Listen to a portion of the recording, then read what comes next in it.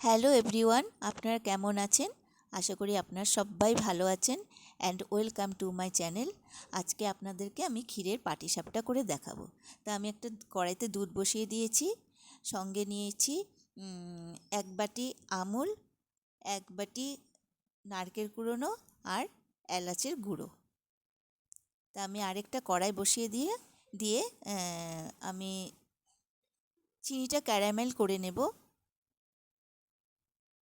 খালি কড়াই বসে গরম হয়ে যাওয়ার পরে আমি চিনিটা দিয়ে দিলাম,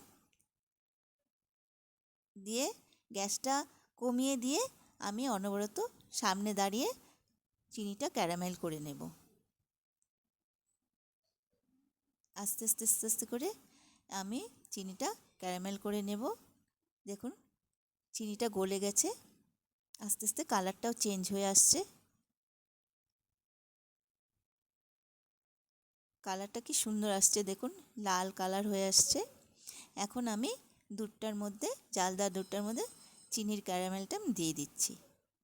এখন আবার দুধটা ভালো করে নাড়িয়ে নেব, চারদিকটা সুন্দর করে নাড়িয়ে নেব দুধটা। তারপর আমি এদিকে একটা কাপে দুধ দিয়ে আমুলটা গুলিয়ে আবার দুধের মধ্যে ঢেলে দিচ্ছি, তাহলে টেস্টটা খুব ভালো হয়, যার জন্য আমি আমুলটা দিয়ে দিলাম। আবার ভালো করে নেড়ে দুধটাকে জাল হতে দেব। সামনে দাঁড়িয়ে করবেন, একটু গ্যাসটা বাড়িয়ে রাখুন, তাহলে তাড়াতাড়ি হয়ে যাবে। দেখুন দুধটা অনেকটা গাঢ় হয়ে এসছে। চারদিকটা ভালো করে নাড়িয়ে নাড়িয়ে দুধটা জাল দিতে হবে।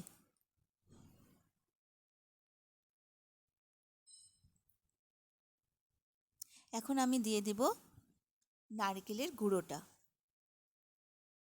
দিয়ে আবার সেটা ভালো করে নেড়ে দেব। গ্যাসটা বাড়ানোই থাকবে। ক্ষীরটা করতে একটু সময় লাগে, সামনে দাঁড়িয়ে করলে ভালো হয় আর কি। আর গ্যাসটা বাড়ানোই থাকবে, সামনে দাঁড়িয়ে করলে গ্যাসটা বাড়িয়ে দিবেন, তাহলে কোনো অসুবিধা হবে না। অনবরত নাড়তে হবে। হয়ে এসছে, এখন আমি এলাচের গুঁড়োটা দিয়ে গ্যাসটা অফ করে কড়াইটা ঢেকে দেব, তাহলে ফ্লেভারটা সুন্দর আসবে।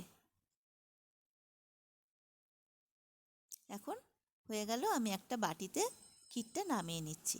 দেখুন কি সুন্দর হয়ে গেল, কালারটাও খুব সুন্দর এসছে ক্ষীরের। এটা দিয়ে আপনি সন্দেশও করতে পারবেন,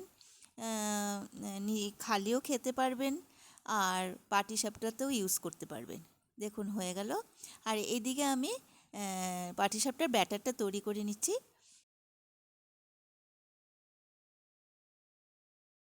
কি লাগবে, 1 কাপের মতো ময়দা দিয়ে দিচ্ছি, এটা আমি দুধটা দিয়ে গুলিয়ে নেব।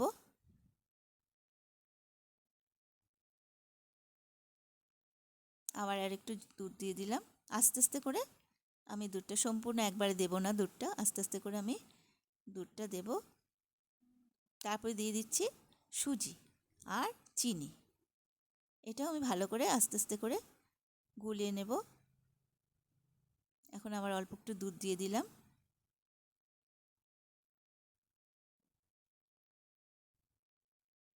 অনবরত নাড়তে হবে। এখন অল্প সময়ের জন্য আমি ঢেকে দিব। ঢাকা উদ্ধার করার পর দেখবো আমরা কেমন হয়েছে ব্যাটারটা। দেখুন এখন একটা ফ্রাইং প্যান বসিয়ে দিলাম আর একটু তেল ব্রাশ করে নিলাম। এখন আমি ব্যাটারটা দিয়ে দিচ্ছি,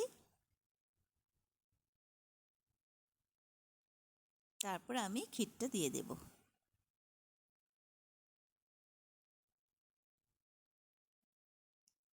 এখন পিঠেটা আমার তৈরি হয়ে গেল। দেখুন পাটিসাপটাটা কি সুন্দর হয়েছে। এভাবে আমি সবকটা পিঠে তৈরি করে নেব। আবার তেল ব্রাশ করে নিলাম, আবার 1 হাতার মতো ব্যাটারটা দিয়ে দিলাম, একটু ঘুরিয়ে নিব, তারপরে আমি আবার ক্ষীরটা দিয়ে দিব।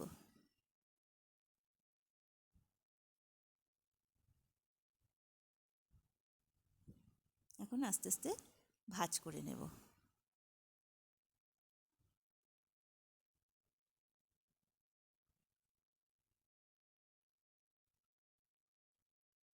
ক্ষীরের পাটিসাপটা সত্যিই ভালো হয়,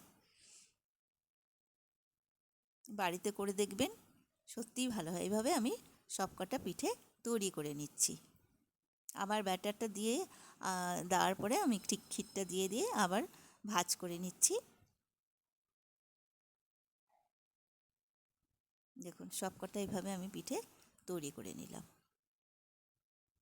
কেমন হয়েছে আপনারা কমেন্টের মাধ্যমে জানাবেন। নমস্কার।